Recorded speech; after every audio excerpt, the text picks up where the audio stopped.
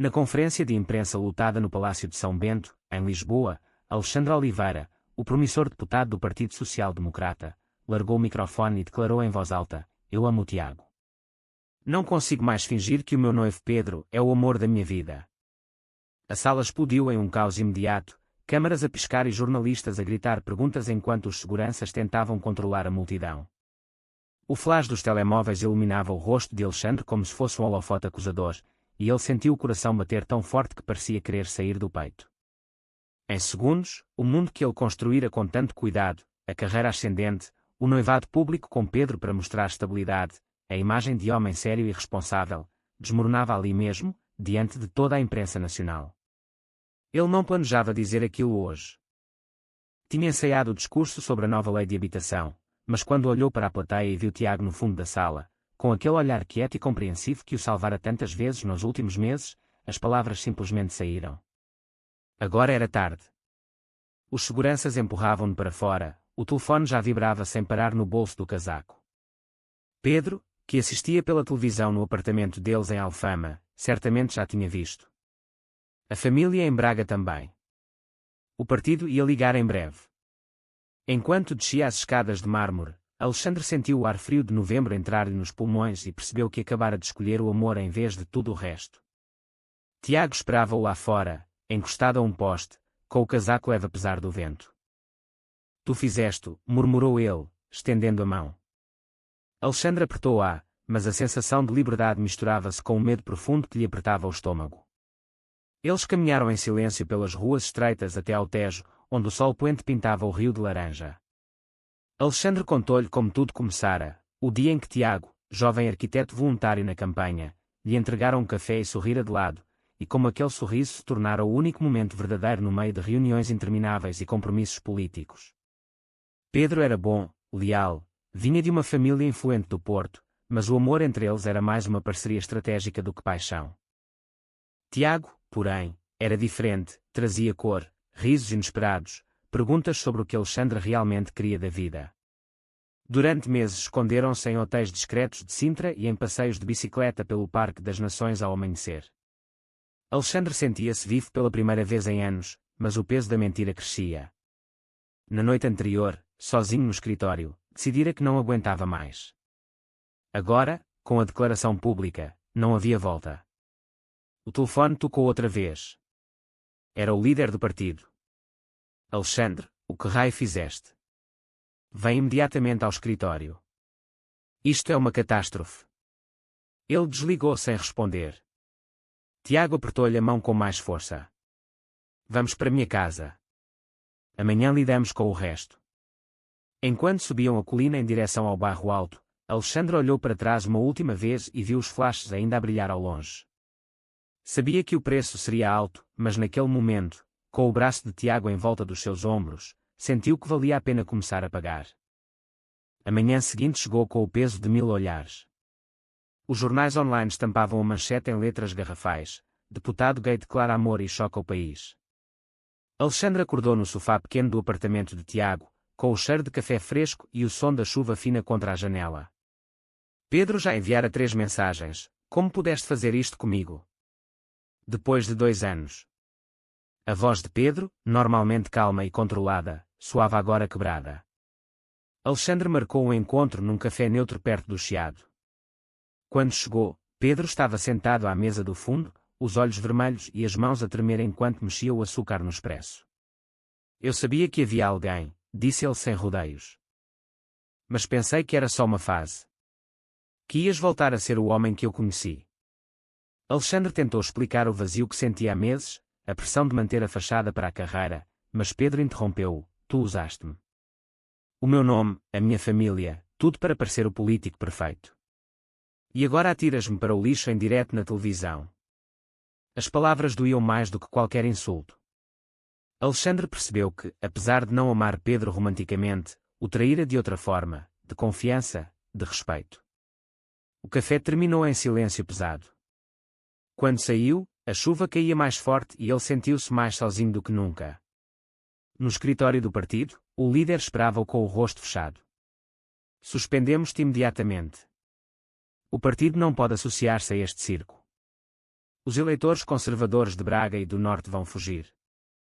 Alexandre argumentou que Portugal era progressista, que o casamento igual estava legalizado há mais de uma década, mas o homem abanou a cabeça. Não é a lei. É a imagem. Tu eras o rosto da nova geração moderada. Agora és o escândalo.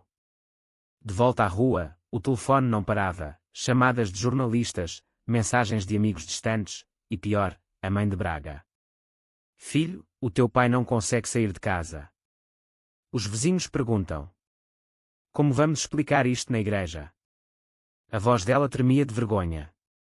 Alexandre tentou dizer que continuava a ser o mesmo homem, mas ela desligou a chorar. Tiago encontrou-o sentado num banco do Jardim da Estrela, encharcado e exausto. Eles vão voltar atrás, disse Tiago com calma. Dá tempo. Mas Alexandre sabia que o tempo era inimigo agora. A tarde trouxe mais notícias, patrocinadores retiravam apoio, a Comissão de Ética do Parlamento anunciava investigação. Ele perdeu o controle do projeto de lei que tanto amava. Em casa de Tiago, à noite, os dois sentaram-se no chão com uma garrafa de vinho do Douro.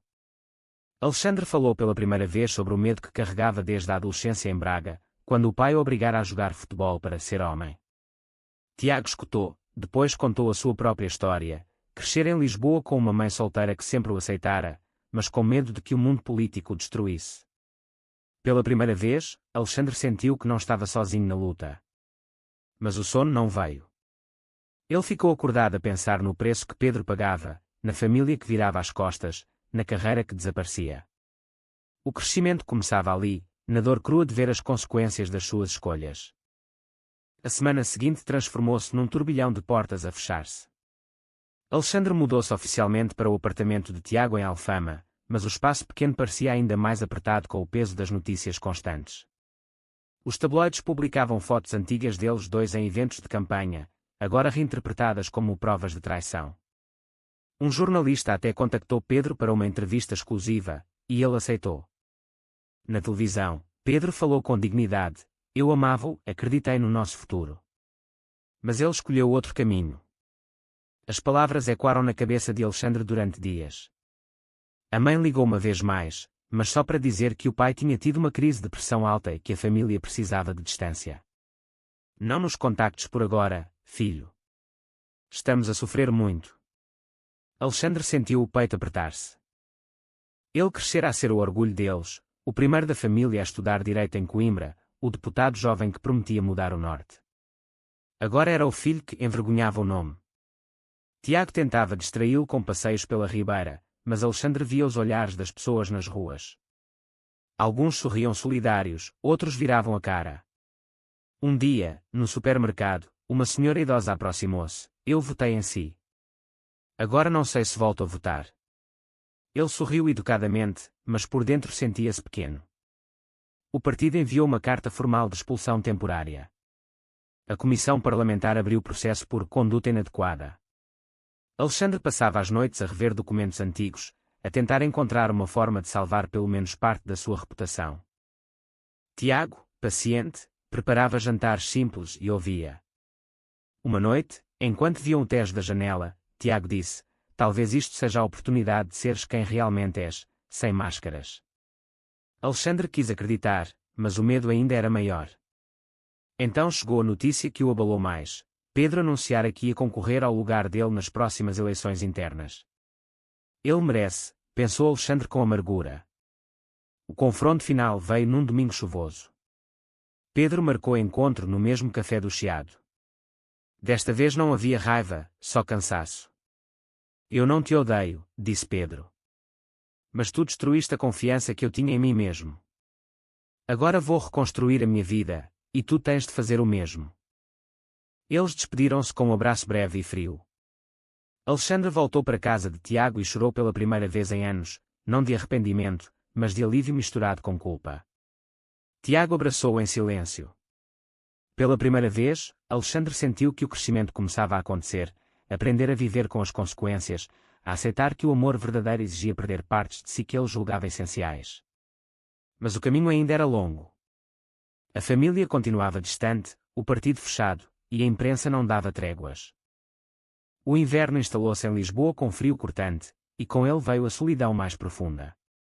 Alexandre perdeu o lugar no Parlamento após uma votação interna rápida. Os colegas que antes o elogiavam agora evitavam-no nos corredores.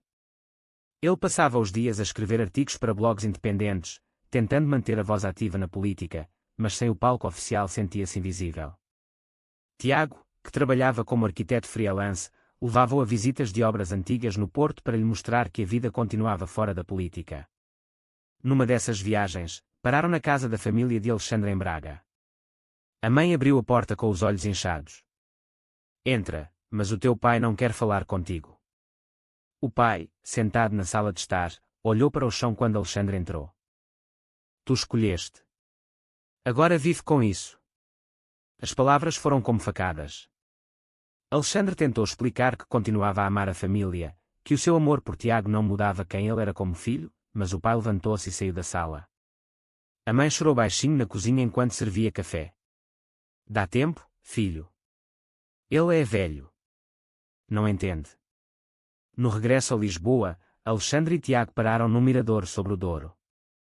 O rio brilhava sob o sol fraco de inverno. Tiago disse, talvez tenhas de escolher entre eles e nós. Alexandre balançou a cabeça. Eu não quero escolher. Quero os dois. Mas sabia que isso era impossível agora. A crise chegou ao ponto mais alto quando um jornal sensacionalista publicou uma reportagem com fotos antigas de Tiago e insinuou que ele usara Alexandre para subir na carreira. Tiago ficou magoado, mas não disse nada. Alexandre viu a dúvida nos seus olhos pela primeira vez. Tu acreditas nisso? Perguntou. Tiago respondeu com voz baixa, não. Mas o mundo acredita. E isso está a destruir-te.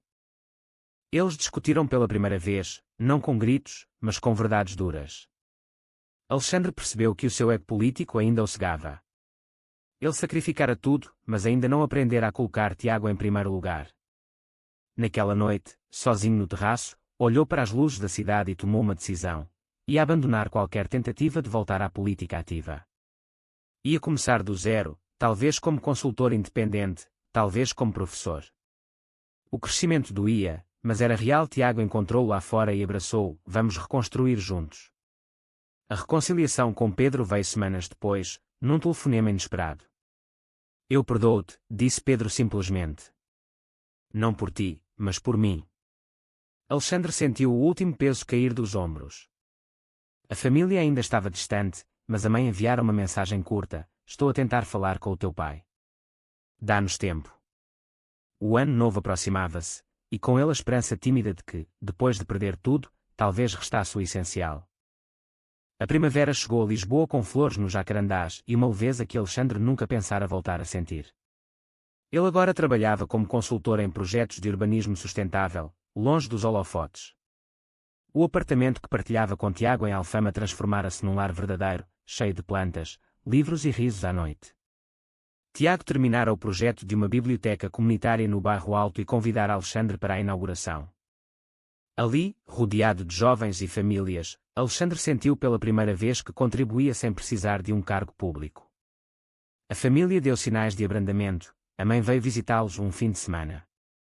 Sentaram-se os três no terraço, a conversar sobre coisas simples, o tempo, a comida, o rio.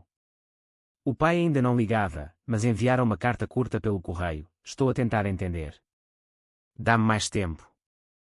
Alexandre leu-a várias vezes e chorou em silêncio. Pedro, agora deputado eleito, enviou uma mensagem de parabéns pelo novo trabalho. Tu eras bom. Continua a ser. Alexandre respondeu com sinceridade, obrigado. E parabéns a ti também. O ciclo fechava-se. Um dia, enquanto caminhavam pelo Parque Eduardo VII, Tiago parou e segurou-lhe as mãos. Eu nunca quis que perdesses tudo por mim. Mas estou grato por teres escolhido ser verdadeiro. Alexandre sorriu. Eu não perdi tudo. Perdi o que não era meu. E ganhei-te a ti, e a mim mesmo. Eles beijaram-se ali, à vista de todos, sem medo. A sociedade mudara, mas Alexandre também. Ele aprendera que o amor entre homens não precisava de aprovação para existir, precisava apenas de coragem. A jornada terminara, mas o crescimento continuava todos os dias. Lisboa brilhava ao fundo, e o futuro, embora diferente, era deles. Você acha que o amor verdadeiro sempre vale a pena perder tudo? Verdadeiro ou falso?